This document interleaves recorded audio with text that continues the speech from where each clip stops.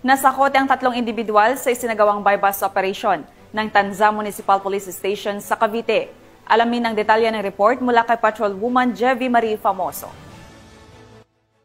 Individual ang naaresto ng mga operatiba ng Tanza Municipal Police Station sa isang bypass operation na isinagawa sa Barangay Punta 2, Tanza, Cavite. Nasamsa mula sa mga suspect ang tinatayang 1.02 gram ng hinihinalang shabu na ngayon ay hawak na ng mga otoridad bilang ebidensya.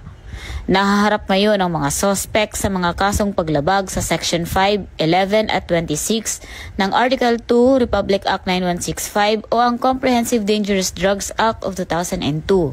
Ayon sa pulisya, maingat na isinagawa ang operasyon at dokumentado ito gamit ang alternative recording device alinsunod sa umiiral na mga patakaran.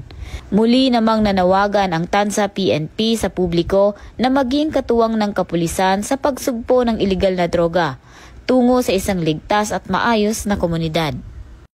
Mula dito sa Calabarzon, ako ang inyong Police News Network Correspondent, Patrolwoman Jevie Marie Famoso, alagad ng batas, tagataguyod ng balitang pulis.